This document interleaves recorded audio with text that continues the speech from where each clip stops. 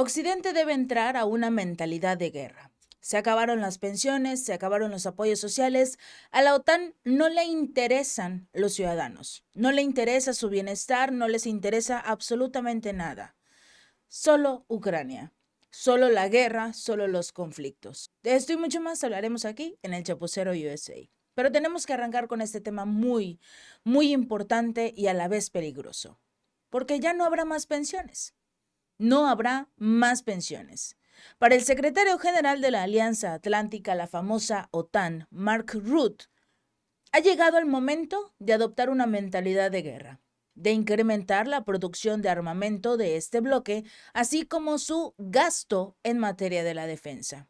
Les digo a los ciudadanos de los países de la OTAN, especialmente en Europa, díganles a sus bancos y fondos de pensiones que es simplemente inaceptable que se nieguen a invertir en la industria de la defensa. La defensa no está en la misma categoría que las drogas ilícitas o las imágenes subidas de tono. Invertir en defensa es invertir en nuestra seguridad. Es una obligación. Porque para Ruth, durante la Guerra Fría los europeos gastaron mucho más del 3% de su Producto Interno Bruto en materia de la defensa. Este fue un hecho que les permitió hacerse con la victoria. No obstante, el gasto se redujo después de la caída del telón de acero. Hay una cosa que se le olvida a Mark Rutte. Para que los ciudadanos entren en esta mentalidad de guerra, necesitarían estar en una guerra. Y no hay una guerra en Europa. Hay un conflicto entre Ucrania y Rusia que ellos están fortaleciendo. Hay un conflicto en Oriente Medio, de hecho 3, porque Israel ha logrado invadir prácticamente 3 países y nadie le dice nada al respecto. Pero no hay una guerra en Europa, no hay una guerra en Estados Unidos.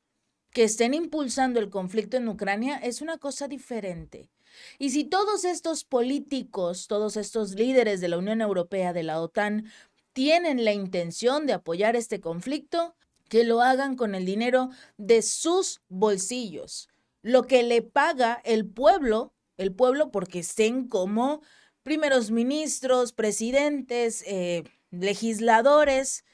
Si quieren una guerra, páguenlo con su dinero. A nosotros no nos interesa. Al contrario, me interesa mi pensión, me interesa mi servicio social, porque por algo estoy pagando impuestos y por algo pagué durante años impuestos. En el momento en el que los políticos se les olvida que el dinero que utilizan no es de ellos, es donde entra toda esta locura que vemos regularmente como una especie de gasto innecesario. El jefe de la OTAN dice que en promedio los países europeos gastan fácilmente hasta una cuarta parte de su renta nacional en pensiones, en salud, en sistemas de seguridad social, cosas que no necesitan.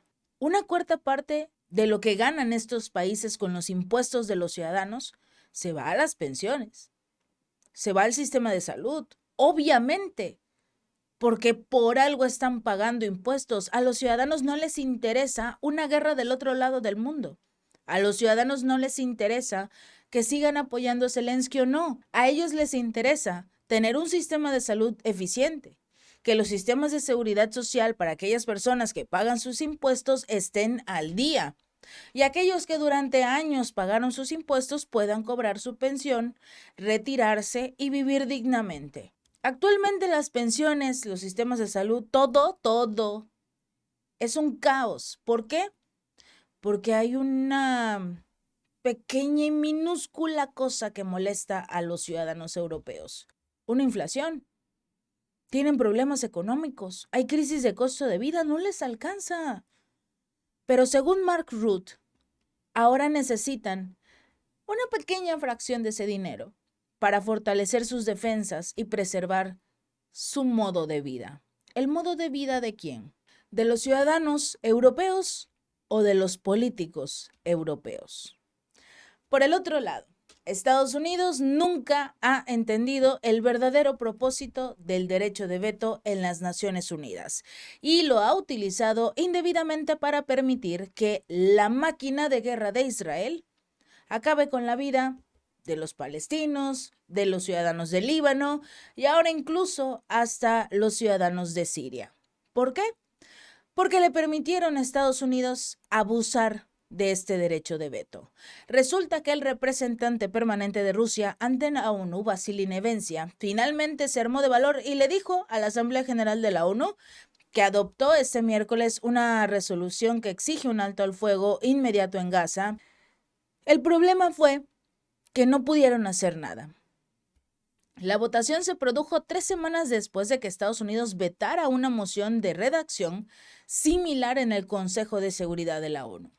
Todas estas resoluciones de la Asamblea General no están sujetas a veto y no son vinculantes lamentablemente por naturaleza, a diferencia de las resoluciones del Consejo de Seguridad. Por eso las del Consejo de Seguridad necesitan una aprobación unánime y Estados Unidos se aprovecha de su derecho de veto.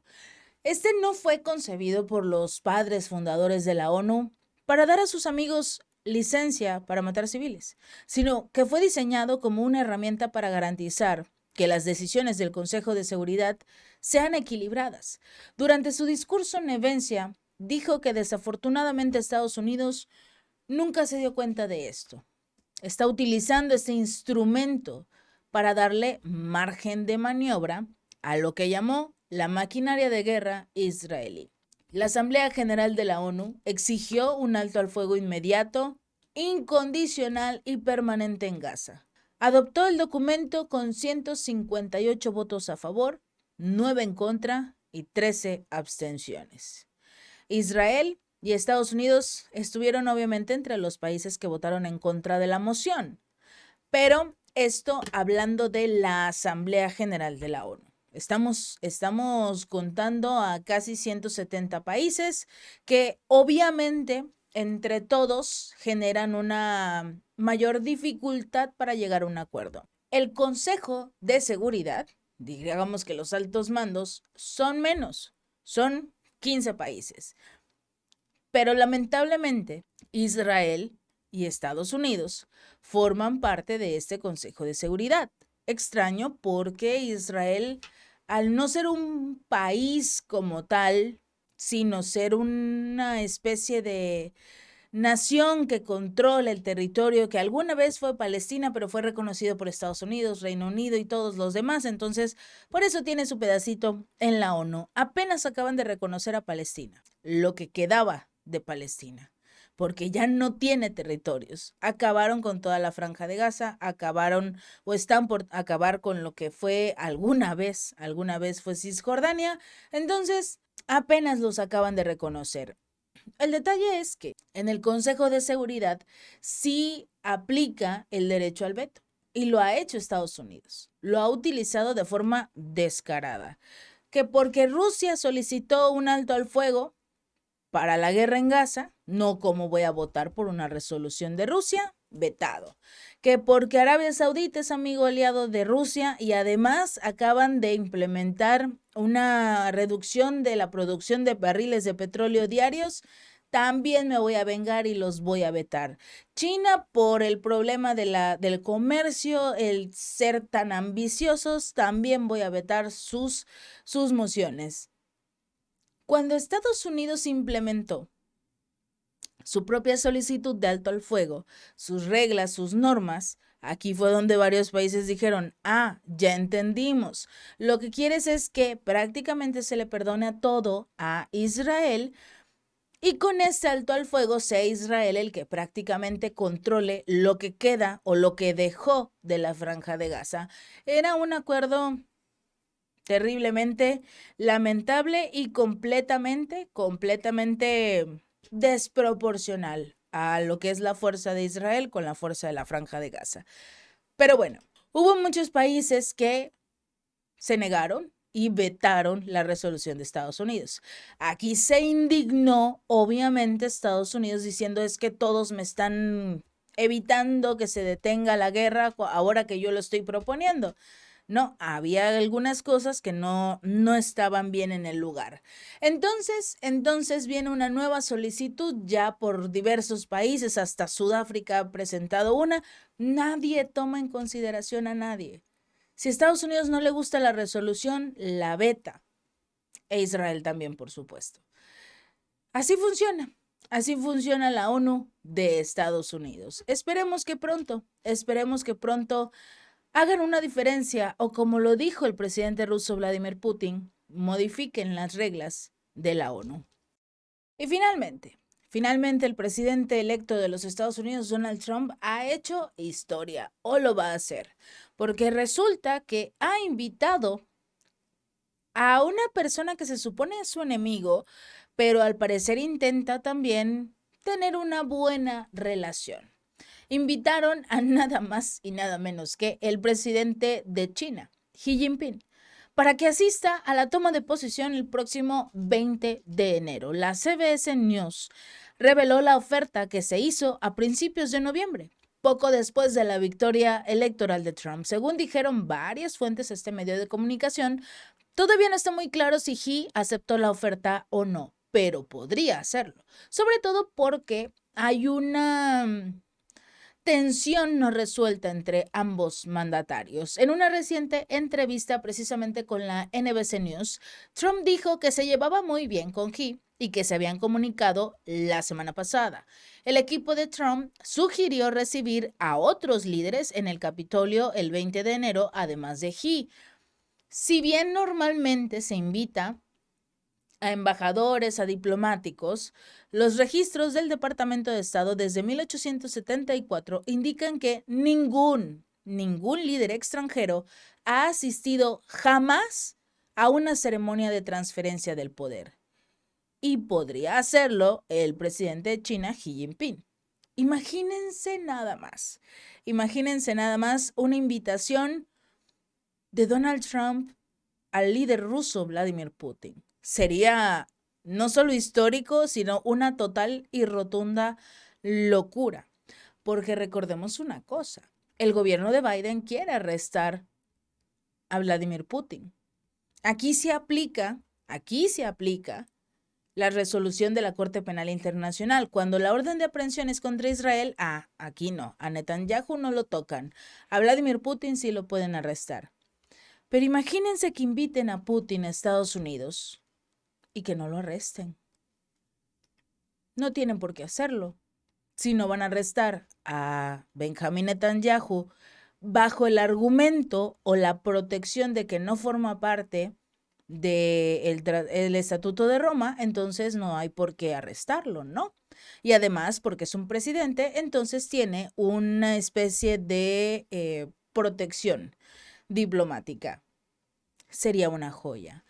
Esta aparente rama de olivo hacia China llega también a pesar de que la administración entrante de Trump cuenta con varios halcones respecto a Pekín, incluido el senador Marco Rubio como secretario de Estado. El presidente electo ha prometido aplicar a este país un arancel adicional del 10%, además de cualquier arancel adicional, a menos que tomen medidas contra el tráfico de fentanilo, un importante contribuyente a la crisis, según Donald Trump. Durante su campaña amenazó, obviamente, con imponer aranceles superiores al 60% de las importaciones estadounidenses que procedan de China. Pero a pesar de ello, suena más como una amenaza al aire que cualquier otra cosa. De hecho, el presidente de China ya le advirtió a Donald Trump que ninguna de las partes va a salir victorioso en caso de una guerra comercial o una guerra con aranceles. Xie Feng, el embajador de China en Estados Unidos, leyó una carta de Xi en una gala del Consejo Empresarial Estados Unidos-China en Washington, y precisamente en la misma enfatizó la importancia del diálogo por sobre la confrontación y solicitó una cooperación mutuamente beneficiosa en lugar de juegos de suma cero. Xi insistió a no disociar las cadenas de suministro, mientras que el embajador de Estados Unidos en Pekín, Nicholas Burns, advirtió que China a veces intenta endulzar la naturaleza competitiva de la relación bilateral. El problema es que, recordemos, si a diferencia de China, tu país, Estados Unidos, no genera competencia, no es culpa de China. Si tu país está enfocado en este tema de las sustancias ilícitas, del fenta y todo tipo de situaciones que no benefician a la tecnología, a la cultura, a la industria, y se están quedando atrás, no es culpa de China. Algo está haciendo mal tu gobierno, o los anteriores, o todos juntos, que han llevado a los jóvenes, a los adultos, a todos a caer en este tipo de situaciones. Esto sin contar, por supuesto, cuando se realizan situaciones complicadas con armas de fuego en escuelas, en centros comerciales. No es culpa de China. Endulzar la naturaleza competitiva de la relación bilateral. Si tú no puedes competir en el mercado, ¿por qué vas a culpar a China? Si es tu país el que no es competitivo en el mercado. Y por cierto, hablando de Donald Trump, acaba de ser señalado como persona del año de la revista Time. Todo el mundo pensaba que iba a ser Zelensky.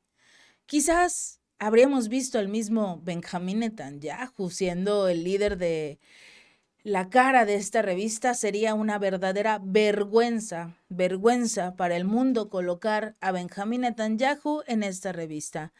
Donald Trump, su discurso de paz, su discurso de detener la guerra, los conflictos, quizás fue lo que lo llevó a ser la persona del año en esta revista. Posiblemente. Esperemos que a partir del 20 de enero esto se cumpla. Si este video te gustó, no olvides darle like y compartir. Nos vemos la próxima.